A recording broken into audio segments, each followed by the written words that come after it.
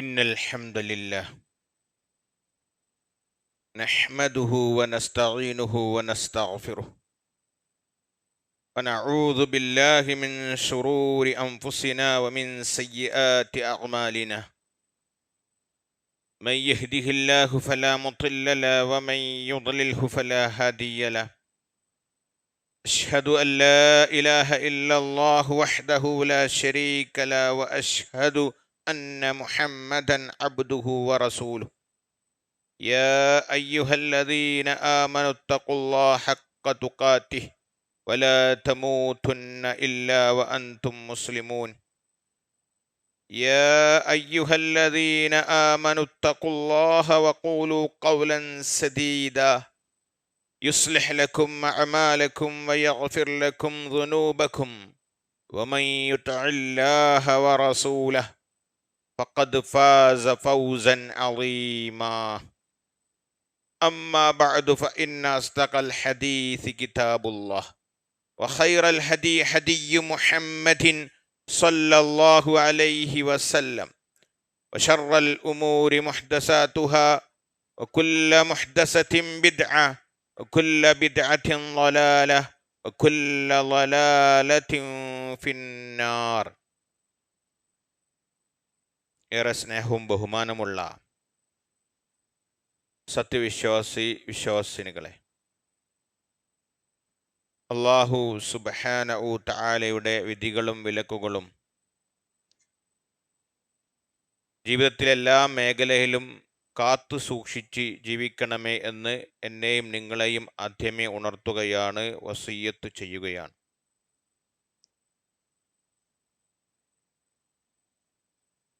അള്ളാഹുവിൻ്റെ മഹത്തായ തൗഫീഖിനാൽ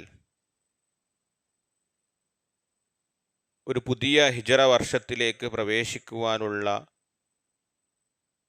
സൗഭാഗ്യം റഹ്മാനായ റബ്ബ് നമുക്ക് എവർക്കും നൽകി അനുഗ്രഹിച്ചിരിക്കുന്നു. അൽഹംദുലില്ലാഹ്.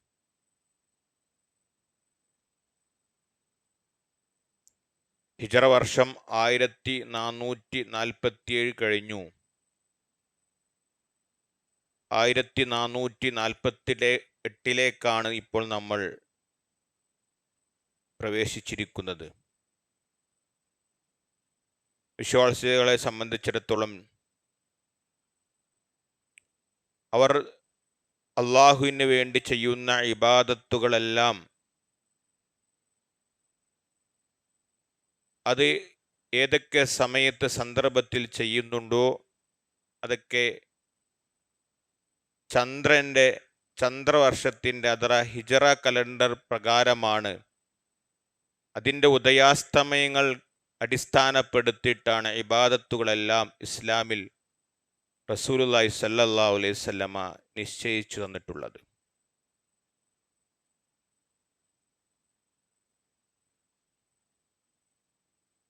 ഈ ഹിജറ കലണ്ടറിലെ ഒന്നാമത്തെ മാസമാണ് മുഹറം മാസം. അതും പവിത്രമായ ഒരു മാസമാണ്.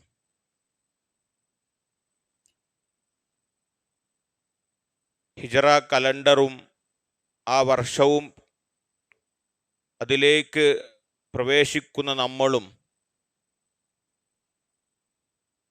മനസ്സിലാക്കേണ്ട കാര്യം, നമ്മുടെ ആയുസ്സിൽ നിന്ന് ഒരു വർഷം കഴിയുകയും മരണത്തിലേക്ക് നമ്മൾ അതിൻ്റെ അകലം കുറയുകയും ചെയ്തുകൊണ്ടിരിക്കുകയാണ് എന്നുള്ള തിരിച്ചറിവാണ് ഓരോ വർഷവും മാസവും നമ്മിൽ നിന്നും കഴിഞ്ഞു പോകുമ്പോൾ വിശ്വാസികൾ ചിന്തിക്കേണ്ടതും ആലോചിക്കേണ്ടതുമായ ഗൗരവമുള്ള കാര്യം.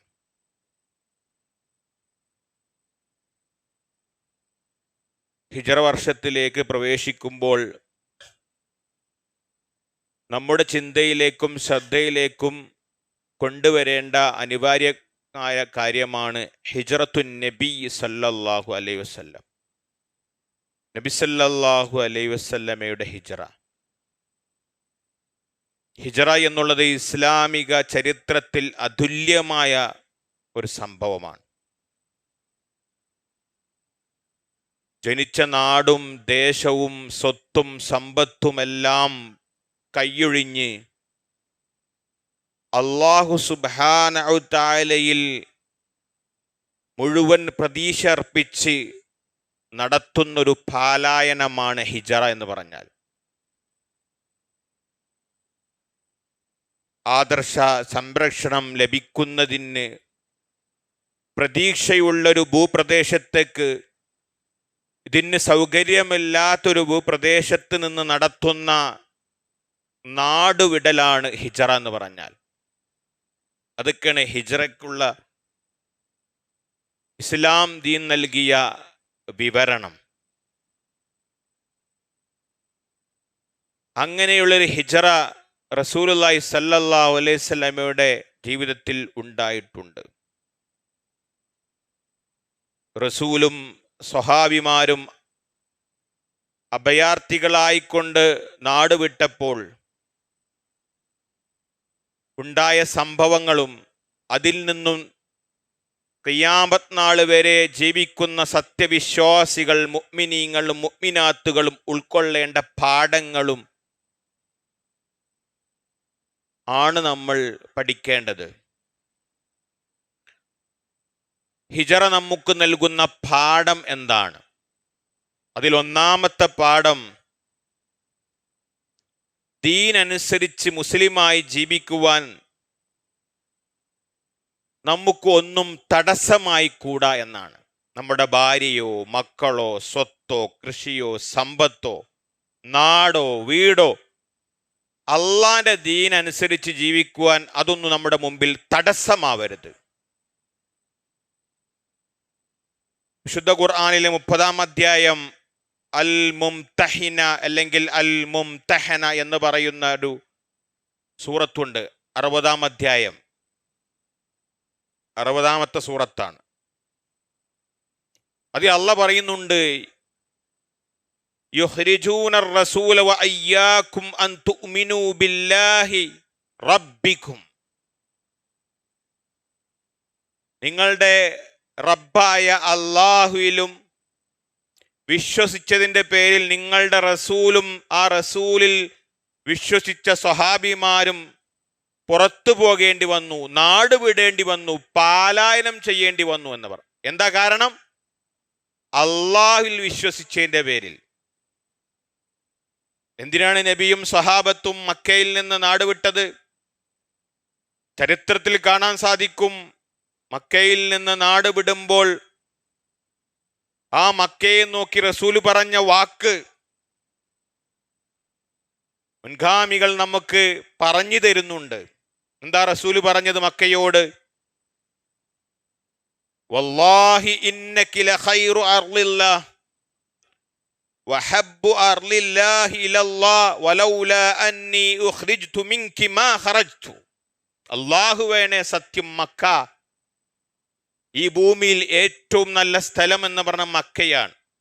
പോരാ, അള്ളാഹുവിന് ഏറ്റവും പ്രിയപ്പെട്ട ഇഷ്ടപ്പെട്ട ഭൂമിയിലെ സ്ഥലം എന്ന് പറഞ്ഞാൽ അതും മക്കയാണ്. ഞാൻ ഇവിടെ നിന്ന് പുറത്താക്കപ്പെട്ടില്ല എങ്കിൽ ഒരിക്കലും പുറത്തു പോകുമായിരുന്നില്ല മക്ക എന്ന് പറഞ്ഞുകൊണ്ട് വളരെ വിഷമത്തോടുകൂടിയാണ്, മനോവ്യതയോ കൂടെയാണ് റസൂലുള്ളാഹി സ്വല്ലല്ലാഹു അലൈഹി വസല്ലമയെ ആ നാട് വിട്ടു പോകുന്നത്. എന്തിനു വേണ്ടി?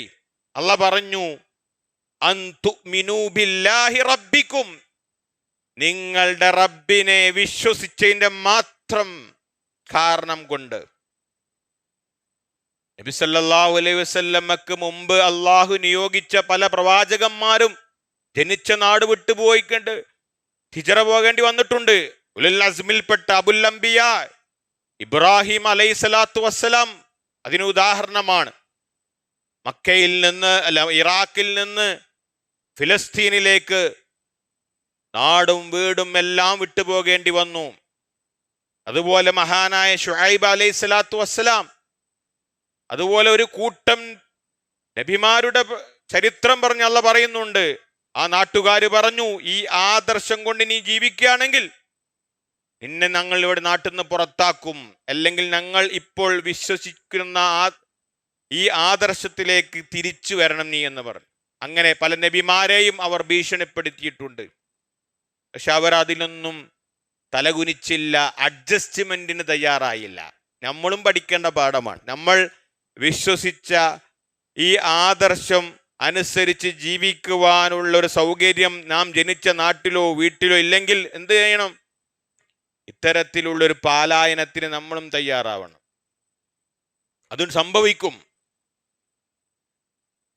നമ്മൾ ആദർശം അനുസരിച്ച്, തൗഹീദ് അനുസരിച്ച്, സുന്നത്തനുസരിച്ച്, അത് അള്ളാഹുവിനോട് പ്രാർത്ഥിക്കുവാനും ആരാധിക്കുവാനും നമസ്കരിക്കുവാനും മറ്റുള്ള ഇസ്ലാമിക കർമ്മ അനുഷ്ഠാനങ്ങളെല്ലാം നടത്താൻ ഞാൻ ജനിച്ച ഭൂമി, നാട്, വീട് അതൊക്കെ നമുക്ക് പ്രതികൂലമാണെങ്കിൽ അവിടെ നിൽക്കലല്ല, അള്ളാഹുവിൻ മറ്റൊരിടത്തേക്ക് ഈ ദീനൊക്കെ അനുസരിച്ച് ജീവിക്കാൻ പറ്റുന്ന സാഹചര്യത്തിലേക്ക് പോകേണ്ടി വരും. അതെന്നുള്ളൊരു പാഠം നമുക്ക് തരികയാണ്.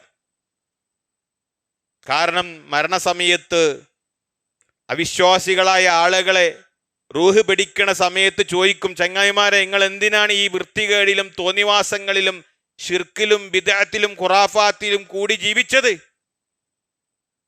അപ്പൊ റൂഹ് പിടിക്കുന്ന മലക്കളോട് അവര് സങ്കടം പറയും, കുന്നാ മുസ്തളഫീന ഫിൽ അർള്, ഞങ്ങൾക്ക് ഈ ഇസ്ലാമികമായ വിശ്വാസവും അനുഷ്ഠാനങ്ങളും തൗഹീദ് അനുസരിച്ച് ജീവിക്കാൻ ഒരു ഇടമില്ലാത്ത കൊണ്ട് ഞങ്ങൾ അടിമകളായി ദുർബലരായി കഴിഞ്ഞുകൂടി. അങ്ങനെ തിന്മകളിലെയും പേക്കൂത്തുകളിലെയും അതുപോലെ ദുർവൃത്തികളിലും ഞങ്ങൾ ലയിച്ചു ജീവിച്ചു എന്ന് പറയും. അപ്പൊ മലക്കുകളുടെ ചോദ്യമുണ്ട്, അലം തൊക്കുൻ അർളുല്ലാഹി വാസിഅ, മനുഷ്യ, അള്ളാന്റെ ഭൂമി വിശാലമല്ലേ, ഇവിടെ തന്നെ കഴിഞ്ഞുകൂടണമെന്നോ എന്ന് ചോദിക്കും. അവിടെ ഒരു മറുപടിയും ഉണ്ടാവുകയില്ല.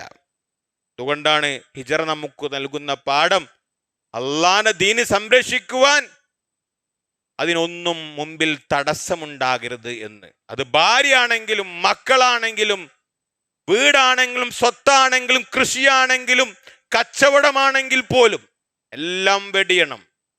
അത് പഠിപ്പിക്കുക റസൂലുള്ളാഹി സ്വല്ലല്ലാഹു അലൈഹി വസല്ലമയുടെ ജീവിതത്തിലൂടെ. ഇനിയോ രണ്ടാമത്തെ ഹിജറ നൽകുന്ന പാഠം എന്താ? വിശ്വാസികൾക്കെതിരെ ഇസ്ലാമിന്റെ ശത്രുക്കൾ എന്ത് കുതന്ത്രങ്ങൾ കൊണ്ട് മെനഞ്ഞു വന്നാലും ആത്യന്തികമായി അള്ളാഹുവിന്റെ സഹായവും സംരക്ഷണവും വിശ്വാസികൾക്ക് കിട്ടും. അത് ഹിജറ നൽകുന്ന പാഠമാണ്. ഈ നാടും വീടും എല്ലാം വിട്ടുപോയാലും പിന്നെ നഷ്ടത്തിലേക്കല്ല, പരാജയത്തിലേക്കല്ല,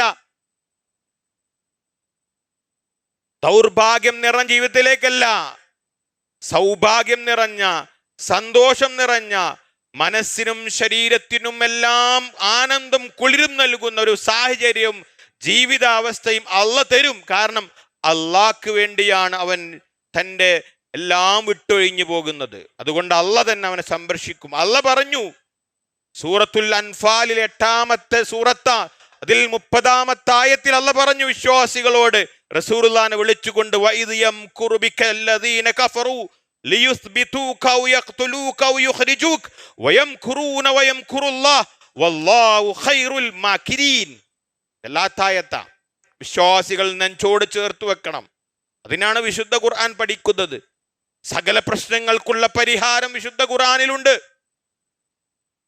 ഏതേത് പ്രതിസന്ധി വരുമ്പോഴും, വ്യക്തിപരമായിക്കോട്ടെ, സമൂഹത്തിലായിക്കോട്ടെ, കുടുംബത്തിലായിക്കോട്ടെ, ഭാര്യബന്ധവർത്തത്തിലായിക്കോട്ടെ, ഇതൊന്നും കൗൺസിലിംഗ് തേടിപ്പോണ്ട. അള്ളാന്റെ കലാമൊന്ന് തുറന്നു വെച്ച് അതിൻ്റെ അർത്ഥമൊന്ന് നോക്കിയാൽ തന്നെ വിശ്വാസികൾക്ക് ഈമാനിൽ വർധന ഉണ്ടാകും. അതാണ് പഠിപ്പിക്കുന്നത്. ഓ നബിയെ, താങ്കളെ കൊല്ലുവാനും ബന്ധനസ്ഥനാക്കുവാനും പിടിച്ചു വെക്കുവാനും അവർ തീരുമാനിച്ചു. അങ്ങനെ ഉണ്ടായിരുന്നു. നബിയുടെ ശത്രുക്കൾ ജാഹിലിയ അറബികൾ എന്ത് ചെയ്തു? ഒരു എടുത്തു കൂടി തീരുമാനിച്ചു. ഒന്നാമത്തെ തീരുമാനം എന്ന് പറഞ്ഞ എന്താ? നബിയെ നാട് കടത്തണമെന്നായിരുന്നു.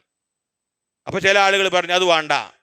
ചില ആളുകൾ ആ ചർച്ചയിൽ ഒരുമിച്ച് അഭിപ്രായത്തിൽ ഒത്തുവന്നില്ല. അപ്പൊ രണ്ടാമത്തെ തീരുമാനം, മുഹമ്മദ് സല്ലല്ലാഹു അലൈഹി വസല്ലമയെ പിടിച്ചുകൊണ്ട് റൂമിൽ ബന്ധനസ്ഥനാക്കുക, എന്നിട്ട് മാസങ്ങളോളം വെള്ളം ഭക്ഷണം കൊടുക്കാത്ത, അങ്ങനെ നഊദുബില്ലാഹ്, അങ്ങനെ ആ മുഹമ്മദ് കണ്ട് മരിച്ചുപോയി.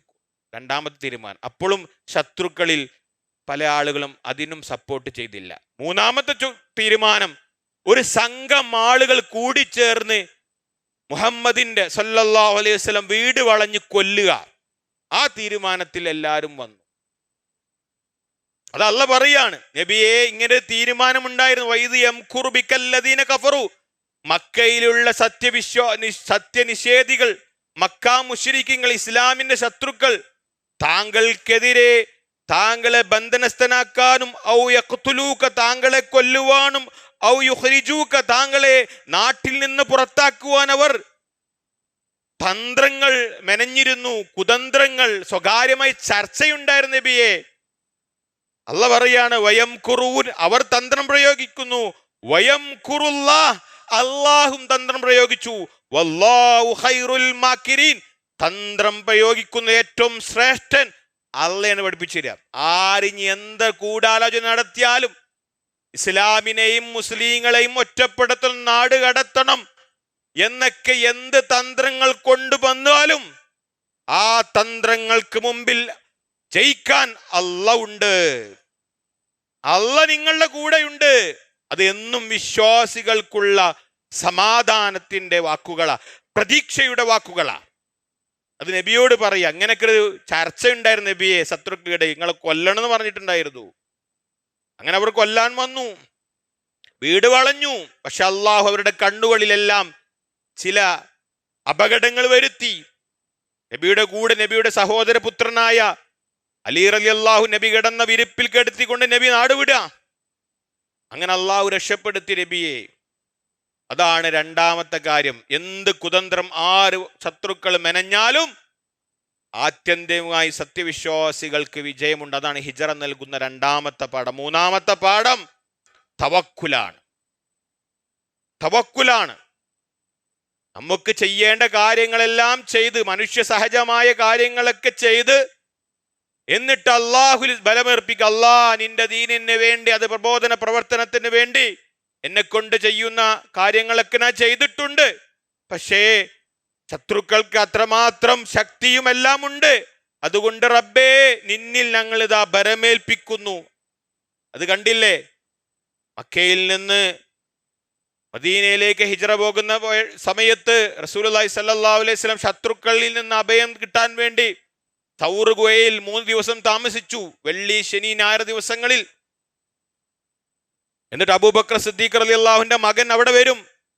രാത്രി മക്കയിലുള്ള ശത്രുക്കൾ എന്തൊക്കെയാണ് നബിയെ കുറിച്ചും പിന്നെ സ്വഹാബിയെ കുറിച്ചും ചർച്ച ചെയ്യണമെന്ന് പറഞ്ഞു കൊടുക്കും. എന്നിട്ട് അബൂബക്കർ സിദ്ദീഖ് റളിയല്ലാഹുവിന്റെ ഒരു ഭൃത്യനുണ്ട്, അദ്ദേഹം ആട് മേക്കുന്ന ജോലിയാണ്. അങ്ങനെ ആട് മേച്ച് സൗർ ഗുഹയുടെ അടുത്ത് വന്നിട്ട് അവർക്ക് പാല് കൊടുന്നു കൊടുക്കും. തിരിച്ചു വരുമ്പോൾ ഈ അബൂബക്കർ സിദ്ദീഖ് റളിയല്ലാഹുവിന്റെ മകൻ നടന്നുപോയ വഴികളൊക്കെ മായ്ച്ചു കളയും. അങ്ങനെ സംരക്ഷണമൊക്കെ ഉണ്ടായിരുന്നു. അങ്ങനെ സൗർ ഗുഹയിൽ നിൽക്കുന്ന സമയത്ത്, ശത്രുക്കൾ ചുറ്റും കൂടിയ സമയത്ത് അബൂബക്കർ സിദ്ദീഖ് റളിയല്ലാഹു നബിയോട് പറയുന്നുണ്ട് വളരെ ബേജാറായിക്കൊണ്ട്, റസൂലേ, എന്താ പറയുന്നത്? യാ റസൂലല്ലാഹ് ലൗ അന്ന അഹദഹും നളറ തഹ്ത ഖദമൈഹി ലാ അബ്സർന.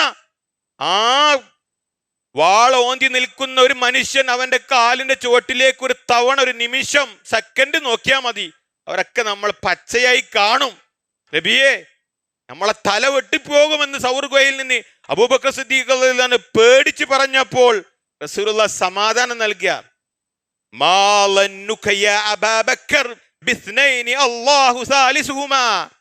അബൂബക്കർ, നമ്മൾ രണ്ടാളും മാത്രമല്ല, അല്ലാഹു സാലിസുമാ, മൂന്നാമതായി നമ്മുടെ കൂടെ സദാസമയം അല്ലാഹു ഉണ്ട്. അബൂബക്കർ പേടിക്കണ്ട. അല്ലാത്ത സംഭവം. അതാണ് ഹിജ്റ നമുക്ക് നൽകുന്ന പാഠം. അല്ലാഹുൽ ജീവിതത്തെ തവക്കുൽ ചെയ്താൽ എവിടെയാണെങ്കിലും, നമ്മൾ ഒറ്റക്കാണെങ്കിൽ, നാട് മൊട്ടമെതിരാണെങ്കിലും റബ്ബ് നമ്മുടെ കൂടെ ഉണ്ട്. അല്ല പറഞ്ഞതിന് ലാ തഹ്സൻ ഇന്നല്ലാഹ മഅന, അള്ളാഹ് എടുത്ത് പറഞ്ഞു പേടിക്കണ്ട, അള്ളാഹ് നിങ്ങളുടെ കൂടെയുണ്ട്. എന്തൊരു സന്തോഷമുള്ള വാക്ക്, എന്ത് കുളിര് നൽകുന്ന വാക്ക്. പക്ഷെ എന്തായിരിക്കണം? ഈമാനും വിശ്വാസവും ഉണ്ടായിരിക്കണം. റബ്ബിൽ സമർപ്പിക്കാൻ, തവക്കുൽ ചെയ്യുവാനുള്ള മനോധൈര്യവും ദൃഢതയും ഉണ്ടായിരിക്കും. യഖീൻ ഉണ്ടായിരിക്കണം. യഖീൻ വേണം. ഈമാൻ പോരാ, യഖീൻ വേണം. അവരാണ് നേതാക്കന്മാരാകാനുള്ള യോഗ്യത പോലും. ഒരു നേതാവാണെങ്കിൽ ഇസ്ലാമിക ലോകത്ത് ഇസ്ലാമിന്റെ സംഘടന നേതാവാൻ യോഗ്യത രണ്ട് യോഗ്യതയാണ്. വജഅൽനാ മിൻഹും അഇമ്മതൻ യഹ്ദൂന ബിഅംരിനാ ലമ്മാ സബറു വകാനൂ ബിആയാതിനാ യുഖിനൂൻ. ഇന്ന് നമ്മൾ സുബഹ് നമസ്കാരത്തിൽ സൂറത്തു സജ്ദയിൽ ഇമാം ഓതി കേട്ടതാ. അല്ലാഹ് ആവർത്തിച്ച് ആഴ്ചയിൽ ഓതിപ്പിക്കണം. വജഅൽനാ മിൻഹും അഇമ്മതൻ യഹ്ദൂന ബിഅംരിനാ ലമ്മാ സബറു വകാനൂ ബിആയാതിനാ യുഖിനൂൻ. എന്തായിരിക്കണം? സബറുണ്ടായിരിക്കണം, ക്ഷമയുണ്ടായിരിക്കണം. അതുപോലെ തന്നെ നമ്മളുടെ ദൃഷ്ടാന്തങ്ങളിൽ ഉറച്ച വിശ്വാസം. വകാനൂ ബിആയാതിനാ യൂഖിനൂൻ. യഖീൻ വേണം, ഉറപ്പുള്ള വിശ്വാസം. എന്തെങ്കിലും വിശ്വാസം പോരാ. ചാഞ്ചല്യം ഉണ്ടാവാൻ പാടില്ല, അടിപതറാൻ പാടില്ല, തിന്മകൾക്കുള്ളിൽ ലയിച്ചു പോകാൻ പാടില്ല, നാടോടുമ്പോൾ നടുവോടാൻ പാടില്ല, കൂട്ടത്തിന് ഒഴുകിപ്പോകാൻ പാടില്ല. എന്തായിരിക്കണം? കൊടുങ്കാറ്റിനെതിരെ കൊടിപിടിക്കാനുള്ള കഴിവ് വേണം. അടിച്ചു വീശുന്ന കാറ്റിനെതിരെ കൊടിപിടിക്കാൻ അത് മനോധൈര്യം വേണം. ശരീരത്തിൽ ശക്തി ഉണ്ടായ കാര്യമില്ല, ഈമാൻ വേണം. അതാണ് പഠിപ്പിക്കുന്നത്. നാലാമത്തെ കാര്യമോ, വിശ്വാസികളെല്ലാം സഹോദരങ്ങളാണെന്ന് പഠിപ്പിക്കുന്നു. ഇന്നമൽ മുഅ്മിനൂന ഇഖ്വ. തൻ്റെതെല്ലാം മറ്റുള്ളവർക്ക് കൊടുക്കുവാനുള്ളൊരു മനസ്സ് ഹിജറ നൽകുന്ന പാഠമാണ്. അഭയാർത്ഥികളായി ഒന്നുമില്ലാതെ നാട് വിട്ടുവരുന്ന മുഹാജിരീങ്ങളെ അൻസാറുകൾ, സഹായികൾ എന്തും കൊടുത്തു. അല്ലാഹ് പറഞ്ഞു വിശുദ്ധ ഖുർആനിൽ 59-ാം അധ്യായം സൂറത്തുൽ ഹശ്റിലെ 8-ാമത്തെ ആയത്തിൽ പറയാൻ, ലിൽ ഫുഖറാഇൽ മുഹാജിരീന അല്ലദീന ഉഖ്രിജൂ മിൻ ദിയാരിഹിം വഅംവാലിഹിം. സ്വന്തം നാടും വീടുമെല്ലാം ഒഴിവാക്കി പറ്റ അഭയാർത്ഥികളായി, പാവപ്പെട്ടവരായി, ദരിദ്രരായി മക്കയിൽ നിന്ന് നബിയുടെ കൂടെ വന്ന ആ സ്വഹാബിമാർ, ഒന്നുമില്ല. അല്ലാഹ് പറയാണ് ഫുഖറാക്കളായിരുന്നു അവർ. എല്ലാം ഉണ്ടായിരുന്നു, സമ്പത്തുണ്ടായിരുന്നു, നാടുണ്ടായിരുന്നു, വീടുണ്ടായിരുന്നു. ഇപ്പോൾ അഭയാർത്ഥികളാണ്. അള്ളാഹനെ വിശേഷിപ്പിച്ചവരെ കുറിച്ച് അവർ വന്നു. യബ്തഊന ഫളലൻ മിനല്ലാഹി വറിദ്വാന. അള്ളാഹുവിന്റെ തൃപ്തിയും ഫളലുമാണ് അവർക്കുള്ളത്, വേറൊന്നുമില്ല. ഭൗതികമായ ഒരു ചിന്തയും ലാഭേച്ഛയും ഒരു അണ പോലും അവരുടെ ഹൃദയത്തിൽ ഇല്ല എന്ന് അള്ളാഹ് തന്നെ സർട്ടിഫിക്കറ്റ് കൊടുക്കുക. അങ്ങനെ ഉണ്ടാ. അത് സ്വഹാബിമാരെ കുറിച്ച് അള്ളാഹ് പറയുന്നത്. അള്ളാഹ് പറഞ്ഞെടുക്കുക, മുഹാജിരീങ്ങൾക്ക് എന്താണ് ഹൃദയത്തിൽ ഒരു ചിന്തയില്ലേന്ന് അല്ലാതെ. അള്ളാഹ് ലക്ഷ്യവർക്ക്, അള്ളാന്റെ ഫളല്. എന്നിട്ട് പറയാ അള്ളാഹ് വീണ്ടും വയൻസുറൂന അല്ലാഹ വറസൂലു. അള്ളാഹ് വിശേഷിപ്പിക്കുക അടുത്തത്, അവർ അള്ളാഹുവിനെയും റസൂലിനെയും സഹായിച്ചവരാന്ന്. അള്ളാഹിനെയും റസൂലിനെയും സഹായിച്ചവരാ അള്ളാഹ് പറയാ. ഉലൈക ഹുമുസ് സ്വാദിഖൂൻ. അവർ തന്നെയാണ് സത്യവിശ്വാസികൾ, സത്യവാന്മാർ. അങ്ങനെ അതുകൊണ്ട് നാലാമത്തെ പാഠം അതാണ്. എത്ര സംഭവങ്ങൾക്ക് അറിയാം നമുക്ക്. സുഹൈബ് ബിൻ സിനാൻ അർ-റൂമി എന്ന സ്വഹാബി റോമിൽ നിന്ന് മക്കയിൽ വന്നിട്ടാണ്. വലിയ കച്ചവടം ചെയ്ത് ധനാഢ്യൻ, സമ്പത്താണ്. അങ്ങനെ ഹിജറ പോകുന്ന സമയത്ത് ശത്രുക്കൾ പിടിച്ചു വെച്ചു. എന്നിട്ട് പറഞ്ഞു, നീ ഒന്നുമില്ലാതെ ഞങ്ങളുടെ നാട്ടിൽ വന്നു, എന്നിട്ട് കച്ചവടം ചെയ്ത് ഇത്രയും സമ്പത്തിൻ്റെയും കോടിക്കണക്കിൻ്റെ ഒരു ഉടമസ്ഥപ്പായി, അതൊക്കെ ഞങ്ങളുടെ നാട്ടിൽ നീ അധ്വാനിച്ചിട്ടുണ്ട്, അതൊക്കെ ഇവിടെ വെച്ച് പോകണം എന്നാണ്. നീ ധരിച്ച വസ്ത്രമല്ലാത്തത് ഒന്നും ഇവിടെ വെക്കാം. അദ്ദേഹം ചോദിച്ചു, ഞാൻ എല്ലാം ഇവിടെ വിട്ടേച്ച് പോവാ, എന്നെ വെറുതെ വിടുവോ? ഓക്കെ, വിട്ടു. നോക്കണം നമ്മളങ്ങനെ പറയുകയാണെങ്കിൽ ഈ സമയത്ത് കഴിയോ? അതല്ല പഠിപ്പിച്ചു കൊടുക്കുകയാണ്. ഇതൊക്കെ സംഭവിക്കാം. അള്ളാന്റെ ദീനിന്റെ സംരക്ഷണത്തിന് വേണ്ടി നിങ്ങൾ ഇതൊക്കെ വിടുമെന്നല്ല പരിശോധിക്കും. രണ്ടാമത്തതോ, ദുൽബിജാദൈൻ എന്ന് പറയുന്ന ഒരു സ്വഹാബി ഉണ്ട്, അബ്ദുല്ലാഹ് ഇബ്നു അൽ മുസ്നി. എന്താ, അദ്ദേഹം ഹിജറ പോവുകയാണ്. ശത്രുക്കൾ പിടിച്ചിട്ട് പറഞ്ഞു, എല്ലാം ഉടച്ചു പോകണം, ഉടുത്ത വസ്ത്രം അയച്ചു പോകണം എന്ന് പറഞ്ഞു, നഗ്നനായി പോകണം എന്ന് പറഞ്ഞു. അദ്ദേഹം വസ്ത്രം അയച്ചു. പക്ഷെ അദ്ദേഹം ഒരു പുതപ്പ് ഒളിപ്പിച്ചു വെച്ചിരുന്നു. ആ പുതപ്പ് 2 കഷ്ണമാക്കി, ഒന്ന് നഗ്നത മറക്കാനും മറ്റൊന്ന് ആരും കാണാതിരിക്കാൻ വേണ്ടി മുഖം മൂടിയായിട്ടാണ് രക്ഷപ്പെട്ടത്. അതിനാണ് അദ്ദേഹത്തിന്റെ പേര് ദുൽബിജാദൈൻ.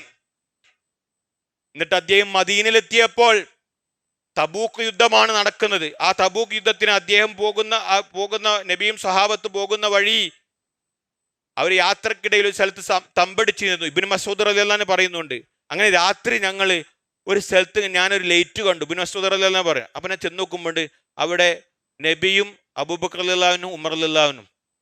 അപ്പൊ ഞാനൊരു അവിടെ ഒരു ഖബർ കുഴിച്ചതും കണ്ടു. നബിയാണ് ഖബർ കുഴിക്കണത്. അപ്പൊ നോക്കുമ്പോ ആരാ മയ്യത്താ? ഈ ബിജാദി എന്ന് പറയുന്ന അബ്ദുല്ലാഹിബിൻ മുസ്നിയുടെ മയ്യത്താ, മരിച്ചു കിടക്കുക. പക്ഷെ അത് ഖബർ കുഴിക്കണതാ റസൂലുള്ള, അള്ളാന്റെ റസൂൽ. സഹായിക്കുന്നവരാരാ? അബൂബക്കർ സിദ്ദീഖ് റളിയല്ലാഹു ഉമർ റളിയല്ലാഹു. അങ്ങനെ ആ മയ്യത്ത് ഖബറിലേക്ക് ഇറക്കി വെക്കുന്ന റസൂലുള്ളയാണ്. ആ മയ്യത്തിനെ കയ്യിൽ പിടിച്ചുകൊണ്ട് റസൂലുള്ള പ്രാർത്ഥിക്കുന്നുണ്ട്, അല്ലാഹുമ്മ ഇന്നി അംസൈതു അൻക റാളിയ ഫഅർളി അൻ. അല്ലാഹുവേ, ഇന്നലെ വരെ ഇദ്ദേഹത്തെ നാം പൂർണ്ണമായി തൃപ്തിപ്പെട്ടവനാണ്, നീയും ഇദ്ദേഹത്തെ തൃപ്തിപ്പെടണമെന്ന് അള്ളാന്റെ റസൂലിന്റെ പ്രാർത്ഥന. ഇത് കേട്ടപ്പോൾ ഇബ്നു മസ്ഊദ് റളിയല്ലാഹു അൻഹു പറയാണ്, ആ മയ്യത്ത് എന്റേതായിരുന്നെങ്കിൽ എത്ര നന്നായിരുന്നേന്. കാരണം റസൂലിന്റെ പ്രാർത്ഥനയാ. അതാണ് അബ്ദുല്ലാഹിബ്നു മുസ്നി റളിയല്ലാഹുവിന്റെ ചരിത്രം. ദുൽബിജാദൈൻ എന്ന് പറഞ്ഞ ശ്രേഷ്ഠത ലഭിച്ച ചരിത്രം. മക്കയിൽ നിന്ന് അഭയാർത്ഥിയായി മുഹാജിറായി പോയ ചരിത്രം. ഇനി സഹോദരങ്ങളെ, നമുക്കും ഇതിൽ പാഠമുണ്ട്. നമുക്കും മുഹാജിറാവാം, വീട്ടിലിരുന്നു കൊണ്ട്, നാട്ടിലിരുന്നു കൊണ്ട്. അതെന്താ? റസൂല് പറഞ്ഞു, അൽ മുഹാജിറു മൻ ഹജറ മൻ ഹല്ല. അല്ലാഹ് വിരോധിച്ച എല്ലാ കാര്യങ്ങളും ജീവിതത്തിൽ നിന്ന് വിട്ടൊഴിയുന്ന അവന് മുഹാജിറ. കഴിയില്ല നമുക്ക്. കാണാൻ പാടില്ലാത്തത് കാണരുത്, നോക്കാൻ പാടില്ലാത്തത് നോക്കരുത്, കേൾക്കാൻ പാടില്ലാത്തത് കേൾക്കരുത്. സോഷ്യൽ മീഡിയയിൽ തോണ്ടിക്കളിക്കുമ്പോൾ അന്യ സ്ത്രീയുടെ സൗന്ദര്യം നോക്കി നിൽക്കരുത്. ആരും കാണുന്നില്ല, അതൊരു ഹിജറയാ. അല്ലാഹ് കാണുന്നുണ്ട്, അതുകൊണ്ട് ഞാൻ നോക്കൂല. അല്ലാഹ് കേൾക്കുന്നുണ്ട്. മ്യൂസിക്കുള്ള എത്ര റീൽസുകളും ഷോർട്സുകളാ വരുന്നത്. അറിഞ്ഞും അറിയാതെ നമ്മളെ സ്റ്റാറ്റസ് ആക്കുക. മ്യൂസിക്കാണ്, ശൈത്താന്റെ കുഴലൂത്താണെന്ന് പറഞ്ഞത്. അത് നമ്മൾ വിടുകയാണ് നമ്മളെ സ്റ്റാറ്റസിൽ. എന്നിട്ട് നമ്മളോട് അറിയുള്ളവരൊക്കെ കേൾക്കുക. അത് കേൾപ്പിക്കുന്ന തെറ്റ്, അത് അയച്ച തെറ്റ്, അതൊക്കെ ഹിജറയാ. അതിൽ നിന്ന് വിട്ടു നിൽക്കണം നമ്മൾ. അപ്പൊ നമുക്കുമുണ്ട് ഹിജറ ചെയ്യാൻ. സ്വന്തം നാട്ടിലും വീട്ടിലും കുടുംബത്തിലും ഇരുന്ന് മുഹാജിറുകളാകാൻ നമ്മൾ സാധിക്കണം. അതാ റസൂൽ പറഞ്ഞത്, അള്ളാഹു വിരോധിച്ച കാര്യങ്ങളിൽ നിന്നും, ശിർക്കിൽ നിന്ന്, അതുപോലെ ബിദ്അത്തിൽ നിന്ന്, ഖുറാഫാത്തിൽ നിന്ന് തൗഹീദിലേക്ക്, സുന്നത്തിലേക്ക്, സത്യത്തിലേക്ക്, അതുപോലെ ജമാഅത്ത് നമസ്കാരത്തിൽ കഴിയില്ലേ? കണ്ടില്ലേ ഇപ്പോൾ നല്ല മഴ പെയ്യ, എന്നിട്ടും കണ്ടില്ലേ 4:30-ക്കും 3:30-ക്കും 2:30-ക്കും ഫുട്ബോൾ കാണാൻ കുട്ടികൾ ക്ലബുകളിൽ നടിച്ചുകൂടിയിരിക്കാം. ആ സമയത്ത് അസ്സലാത്തു ഖൈറും മിനന്നൗം തൊട്ടടുത്തുനിന്ന് പള്ളിയിൽ നിന്ന് കേൾക്കുന്നുണ്ട്. പക്ഷെ കളി കഴിയട്ടെ. കളി കഴിഞ്ഞിട്ട് വരുന്നുണ്ടോ? അതല്ല കാണിച്ചത്. നിനക്ക് സാധിക്കും. എന്ത് തൗഫീഖ്, ഭാഗ്യം കെട്ടവരാണവർ. നിങ്ങൾക്കറിയാം, നിങ്ങളൊക്കെ സുബൈക്ക് പള്ളിയിൽ വരുമ്പോൾ തൊട്ടടുത്തുള്ള ക്ലബുകളിലും വീടുകളിലൊക്കെ ആളുകൾ ഉറന്നിരിക്കുകയാണ്. ഏത് സമയമാണ്? അല്ലാഹ് ഒന്നാനാകാശത്തേക്ക് ഇറങ്ങി വന്ന് ചോദിച്ചോളിയും, നിനക്ക് തരാം, പ്രശ്നങ്ങൾ പരിഹരിച്ചു തരാം, പാപങ്ങൾ പൊറുത്തു തരാം എന്ന് പറയുമ്പോൾ ഏതോ നാട്ടിൽ നടക്കുന്ന ഫുട്ബോൾ കളിക്ക് വേണ്ടി 1.5 മണിക്കൂർ ഇരിക്കുക. അതിന് മനുഷ്യന് പറ്റും. മുസ്ലിം സമുദായത്തിൽപ്പെട്ട യുവാക്കൾ, കൗമാരക്കാർ, വിദ്യാർത്ഥികൾ ഇല്ലേ? കഴിയുന്നില്ലേ? അതുകൊണ്ട് കഴിയും, കഴിയാത്തതൊന്നുമില്ല എന്ന് പഠിപ്പിക്കുകയാണ്. അതുകൊണ്ട് സഹോദരങ്ങളെ, ഹിജറ നമുക്ക് നൽകുന്ന പാഠങ്ങൾ ഇതാണ്. അതിൽ നിന്ന് ഉൾക്കൊണ്ട് യഥാർത്ഥ മുത്തഖീങ്ങളും മുവഹിദീങ്ങളും ആയി ജീവിക്കുവാൻ റഹ്മാനായ റബ്ബ് നാം ഏവർക്കും അനുഗ്രഹം, തൗഫീഖും നൽകി അനുഗ്രഹിക്കുമാറാവട്ടെ. അഖൂലു ഖൗലി ഹാദാ അസ്തഗ്ഫിറുല്ലാഹ ലീ വലക്കും വലിജമീഇൽ മുസ്തഗ്ഫിരീന മിൻ കുല്ലി ദംബ് ഇന്നഹു വൽ ഗഫൂറുർ റഹീം.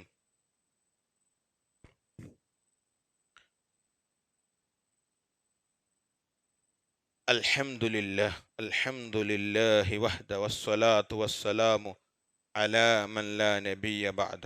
ഒരിക്കൽ കൂടി അള്ളാഹുവിനെ സൂക്ഷിച്ച് ജീവിക്കണമേ എന്നെയും നിങ്ങളെ ഉണർത്തുകയാണ്, വസിയത്ത് ചെയ്യും. സഹോദരങ്ങളെ, നേരത്തെ സൂചിപ്പിച്ച പോലെ നമ്മളൊരു പുതിയ ഹിജറ വർഷത്തിലാണ്. അതിലെ തന്നെ ഏറ്റവും പവിത്രമായ മുഹറം മാസത്തിലാണ്. പക്ഷേ മുസ്ലിങ്ങളിലുള്ള പല ആളുകൾക്കും ഒരു തെറ്റായ വിശ്വാസം മുഹറം മാസത്തിലുണ്ട്. മുഹറം മാസത്തിൽ ആദ്യ 10 ദിവസങ്ങൾ അശുഭകരമായ, ദുശകുനമായ ദിവസമാണ് എന്നും, യാത്രയോ അതുപോലെ വിവാഹമോ ഗൃഹപ്രവേശനമോ അതോ വീട് കുടിയിരിക്കൽ അതൊന്നും പാടില്ല എന്നുമൊക്കെ നെഹ്സിന്റെ ദിവസമാണെന്നൊക്കെ പറഞ്ഞ് തെറ്റിദ്ധരിപ്പിച്ച് അത്തരത്തിലുള്ള കാര്യങ്ങളിൽ നിന്ന് ജനങ്ങളെ പിൻവലിപ്പിക്കുന്നൊരു പ്രവണതയുമുണ്ട്. ചില കലണ്ടറുകളിലൊക്കെ നെഹ്സിന്റെ ദിവസങ്ങളാണ് മുഹറം മാസത്തിൽ 1 മുതൽ 10 വരെ. നമ്മളതിൽ നിന്ന് പഠിക്കേണ്ടത് ഒരു ദിവസവും ഒരു മാസവും അതുപോലെ ഒരു വർഷവും ദുശഗുണത്തിൻ്റെ വർഷമാണ്, ദിവസമാണ്, മാസമാണ്, സമയമാണ് എന്ന് അള്ളാഹും റസൂലും വിശുദ്ധ ഇസ്ലാമും നമ്മെ പഠിപ്പിച്ചിട്ടില്ല. അത് നമ്മൾ ഉൾക്കൊള്ളേണ്ടത്. എല്ലാം ഖൈറിന്റെ ദിവസമാണ്.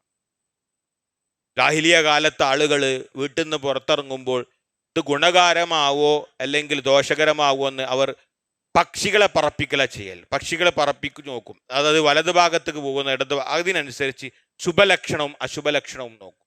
ഇന്നുമുണ്ട് അത്. യാത്ര ചെയ്യുമ്പോൾ ഒരു കറുത്ത പൂച്ച ഒന്ന് മുന്നിലൂടെ നടന്നു പോയാൽ മതി. വീട്ടിൽ നിന്ന് ഇറക്കുമ്പോൾ ഒരാൾ പുറകുന്ന് വിളിച്ചാൽ മതി. അതുപോലെ ചില നമ്പറുകൾക്ക് 13 നമ്പർ ആർക്കും എടുക്കാൻ പേടിയാ. എന്നിട്ട് പകരം എന്ത് ചെയ്യും? 13-ന് 12 എ, പിന്നെ 14. ചില നമ്പറുകളോട് പേടി. അതുപോലെ ചൊവ്വാഴ്ച ദിവസം, ചൊവ്വില്ലാത്ത ദിവസം, അതുപോലെ മാസത്തിൽ അവസാനത്തെ ബുധനാഴ്ച വിവാഹമോ മറ്റുള്ള നല്ല കാര്യം നടത്താൻ പാടില്ല. അതും അശുഭകരമാണ്, ദുശകുനമാണ്. ഇതൊക്കെ തെറ്റായ വിശ്വാസമാണ്.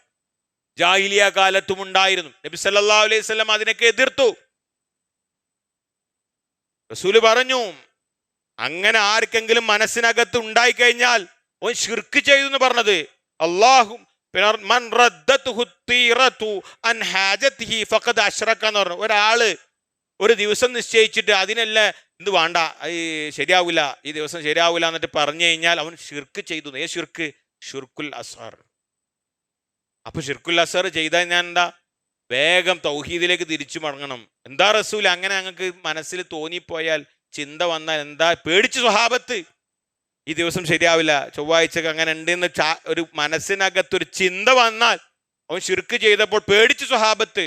അള്ളാഹുവിന്റെ റസൂലെ മനുഷ്യന്മാരല്ലേ? ചിലപ്പോൾ അങ്ങനത്തെ ഒരു ചിന്ത, ഒരു ജാഹിലിയത്ത് കടന്നു വന്നാൽ എന്താ ചെയ്യേണ്ടത്? അതിനുള്ള പ്രായശ്ചിത്തം റസൂൽ പഠിപ്പിച്ചു. ഇങ്ങനെ പ്രാർത്ഥിക്കണം: അല്ലാഹുമ്മ ലാ ഖൈറ ഇല്ലാ ഖൈറുക വലാ ത്വയ്റ ഇല്ലാ ത്വയ്റുക വലാ ഹിലാ ഗൈറുക. ഇത് പ്രാർത്ഥിക്കണം നമ്മൾ. നമുക്കും വരും ആട്ടുകാരും ഒറ്റ ഇങ്ങനെ പറയുമ്പോൾ ചിന്ത. ഇങ്ങനെയൊക്കെ സന്ദർഭങ്ങളിൽ വീട്ടിൽ നിന്ന് ഇറങ്ങുമ്പോൾ അല്ലെങ്കിൽ ഇങ്ങനെയൊക്കെ ഉണ്ടാവുമ്പോൾ ഒന്ന് കൂമനൊന്ന് കരഞ്ഞാൽ രാത്രി എവിടെയോ റൂഹ് പഠിക്കാനുള്ള മലക്ക് വന്നിട്ടുണ്ട്. അത് ചൊവ്വില്ലാത്ത ദിവസം തമാശക്ക് പോലും പറയും. പറയാൻ പാടുണ്ടോ? പറയാൻ പാടില്ല. നമുക്കുണ്ടാവാൻ പാടില്ല. കാരണം എല്ലാ ദിവസവും നല്ലതാ. അതുകൊണ്ട് ഇങ്ങനെ തോന്നിക്കഴിഞ്ഞത് പ്രാർത്ഥിക്കണം. അല്ലാഹുമ്മ ലാ ഖൈറ ഇല്ലാ ഖൈറുക. അല്ലാഹുവേ, നിന്നെ കൊണ്ടല്ലാതെ ഒരു ഖൈറുമില്ല, എല്ലാ ഖൈറും നീയാണ് നൽകുന്നത്. വലാ ത്വയ്റ ഇല്ലാ ത്വയ്റുക. നിന്നെ കൊണ്ടല്ലാതെ ദുശകനമോ അശുഭകരമായ ഒരവസ്ഥയില്ല. വലാ ഇലാ ഗൈറുക. നീയല്ലാതെ ആരാധനക്കർഹനായി മറ്റാരുമില്ല. അപ്പൊ അത് നമ്മൾ പ്രത്യേകം ശ്രദ്ധിക്കണം. അങ്ങനെ ഒരു പ്രത്യേകമായതൊന്നുമില്ല. പവിത്രമായ മാസമാണ്. പ്രത്യേകിച്ച് ഈ മുഹറമിൽ ഏറെ പുണ്യമുള്ള പരിശുദ്ധ റമളാൻ കഴിഞ്ഞാൽ പിന്നെ ഏറ്റവും ശ്രേഷ്ഠമായ നോമ്പ് എന്ന് പറഞ്ഞ് റസൂലുള്ളാഹി സ്വല്ലല്ലാഹു അലൈഹി വസല്ലം പഠിപ്പിച്ച നോമ്പാണ് അഫ്ളലു സിയാമി ബഅദ ശഹ്രി റമളാൻ. റമളാൻ കഴിഞ്ഞാൽ പിന്നെ ഏറ്റവും ശ്രേഷ്ഠമായ നോമ്പ് എന്ന് പറഞ്ഞാൽ സിയാമു ശഹ്രില്ലാഹിൽ മുഹറം. അല്ല, ഷഹ്റുല്ലാ എന്ന് പറഞ്ഞത് ഈ മുഹറം മാസത്തെ. അതിന് ഏറ്റവും വലിയ ആ മുഹറം മാസത്തിന്റെ പ്രത്യേകതയാണ്, പവിത്രതയാണ്. അള്ളാന്റെ മാസം അള്ളാഹ് ചേർത്ത് പറഞ്ഞു.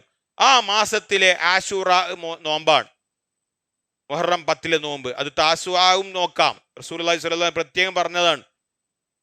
അടുത്ത വർഷം ഞാൻ ജീവിച്ചിരിക്കുകയാണെങ്കിൽ മുഹറം മാസത്തിലെ 9ാമത്തെ നോമ്പ് നോൽക്കുമെന്ന്. അതുകൊണ്ട് നമുക്കത് റസൂലുള്ളാഹിന്റെ കൽപ്പന ഫിഅലാണ്. അതുകൊണ്ട് അത് പ്രത്യേകം നമ്മൾ ഓർക്കണം. അങ്ങനെ നമ്മുടെ ജീവിതത്തെ മരണത്തിലേക്കാണ് ഓരോ വർഷവും മാസവും ദിവസവും കഴിഞ്ഞു പോകുമ്പോൾ നമ്മൾ അടുത്തുകൊണ്ടിരിക്കുന്നു എന്നാണ്. ഓരോ വർഷത്തിലേക്ക്, പുതുവർഷത്തിലേക്കും പ്രവേശിക്കുമ്പോൾ, പുതുമാസത്തിലേക്ക് പ്രവേശിക്കുമ്പോൾ, ഒരു ദിവസം കഴിഞ്ഞ് മറ്റൊരു ദിവസത്തിലേക്ക് പുലരുമ്പോഴൊക്കെ വിശ്വാസികളുടെ മനസ്സിനകത്ത് രൂഢമാകേണ്ടത്.